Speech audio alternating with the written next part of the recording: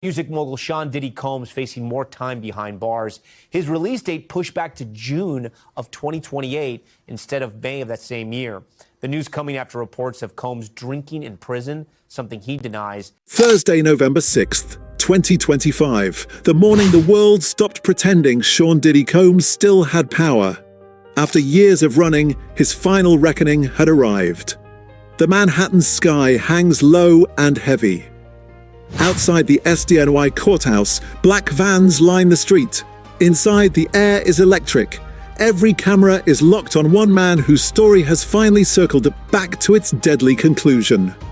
For weeks, everyone thought the appeal filed by Mark Agnifilo was Diddy's last hope, a desperate attempt to reduce the 50-month sentence he called unfair. But overnight, Cassie's legal team unearthed something no one expected. Sealed files verified by the FBI exposed witness intimidation, massive hush payments, and hidden recordings. They painted a far darker picture than anyone had seen before. By dawn, Judge Arun Subramanian had signed a single page, case reopened, emergency sentencing review. At 9 a.m., Diddy steps into the courtroom, wrists chained, eyes dull, but still defiant. He glances toward Cassie, seated silently behind her lawyers. The room hushes as the judge takes the bench. Combs' representative Judah Engelmeyer telling me by phone earlier today, Tom, that yes, a three-way call was made between one of Combs' lawyers, who did bring in another person on that call with Combs while he has been at Fort Dix, but that there was nothing improper about it. This court will now address new material evidence submitted in the matter of United States versus Combs. A line of reporters type furiously, "It's not just another hearing, it's the day everything ends." Before we go deeper into this unbelievable courtroom twist, if you're enjoying this high-stakes story, go ahead and give this video a thumbs up. It really helps out. The prosecution begins by sliding a black folder across the table. The seal reads, "Federal Evidence Restricted." The judge opens it slowly, his expression changing as he scans the documents. "These materials," he states, "show continued interference even after sentencing." Gasps echo through the gallery. Cassie looks down, tears welling up. Diddy's lawyer, Mark Agnifilo, stands abruptly. "Your Honor, this cannot be." "Sit down, counselor." The judge cuts in. "You'll have your say, but right now your client is about to hear something he spent years running from." Diddy leans back, the cuffs glinting under the lights. His breathing is shallow, his voice trembling as he whispers, "They can't take more from me." But deep down he knows they already have. The cameras catch every detail, the tremor in his hands, the silence from Cassie, the tightening weight of justice. The gallery is frozen, the world outside still unaware that by the time this hearing ends, Diddy's sentence won't just be long, it will be forever. The silence in the courtroom isn't fear, it's realization. Everyone knows they're witnessing history. The marble walls of the SDNY courtroom carry a tension that feels alive. When the judge finally speaks, his tone is sharp but calm. This court reconvenes to address evidence of potential obstruction and interference. Every head turns toward the prosecution. A thick brown envelope is handed over. Inside are screenshots, transaction records, and messages connecting Diddy's name to offshore accounts, the same accounts used to silence key witnesses. Diddy's jaw tightens. Cassie looks at the floor. For months she'd been told justice had already spoken, but today, justice wasn't whispering. It was about to roar. The prosecutor steps forward, holding up the evidence. These are direct communications between the defendant and intermediaries who arranged witness suppression between June and September of 2025. Gasps fill the room. Witness suppression after conviction? It was unheard of. Agnifilo immediately stands. "Your Honor, this material is unverified and prejudicial." The judge leans forward. "Counselor, this material comes directly from the FBI's Digital Forensics Division. It is as verified as the law requires." For the first time, Diddy's confidence cracks. He says nothing, but he knows exactly what those files are. Messages he'd thought were deleted. Transactions hidden under fake shell corporations. Cassie's attorney whispers to her, "This is it. This changes everything." Justice delayed is not justice denied, the judge pronounces, and justice concealed is no justice at all. Diddy whispered harshly to his lawyer, "They can't prove intent." Agnifilo whispers back, "They don't need to, they just need motive."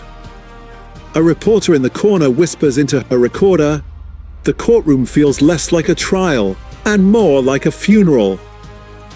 The man who once commanded stages and defined eras was now watching his own freedom buried layer by layer.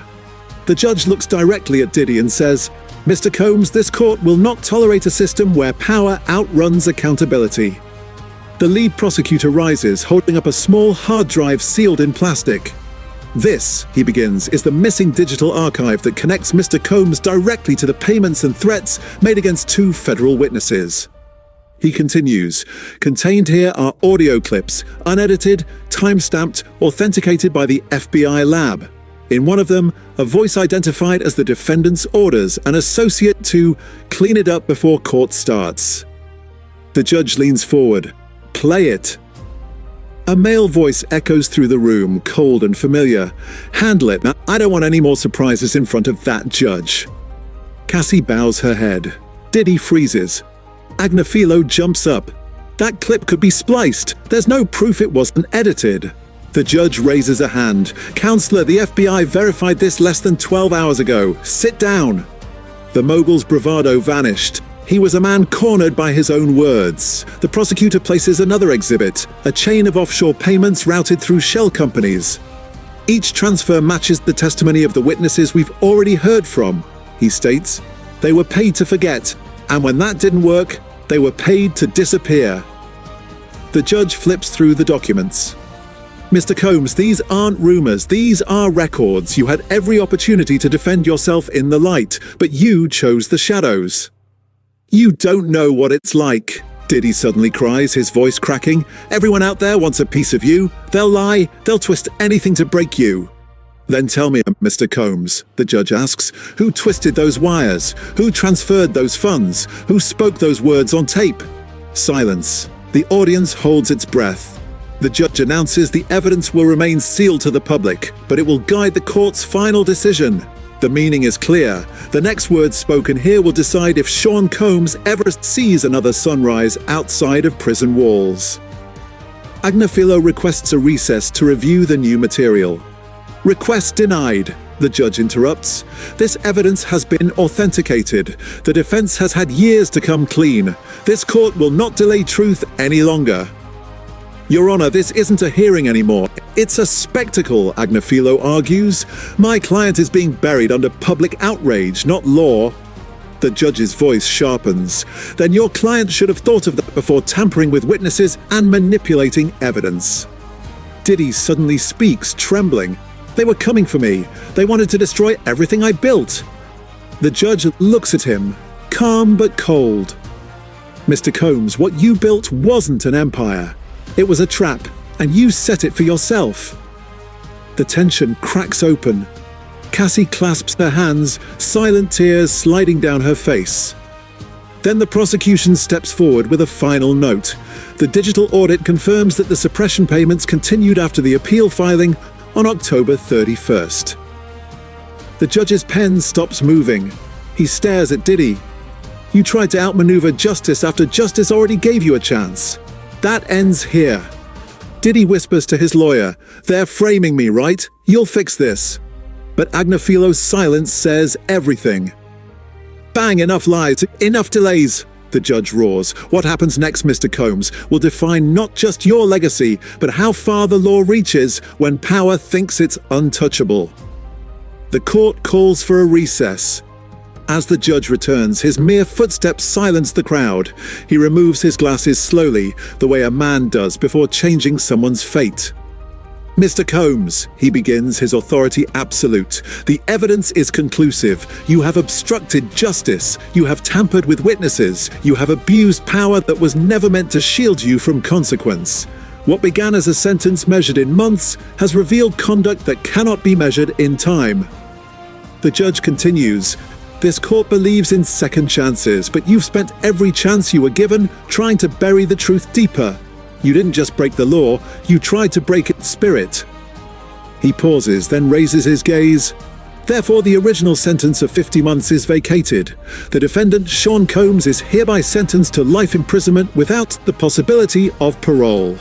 Chaos erupts. Diddy screams, "No, no, you can't do this. I built this city." The judge strikes the gavel hard. Bang, bang, bang, remove him from my courtroom. As Diddy is dragged from the courtroom, his voice echoes down the hall. "You think this ends me? I am the music." But the doors slam shut. In the streets outside, news anchors scream, "It's official! Diddy sentenced to life without parole!"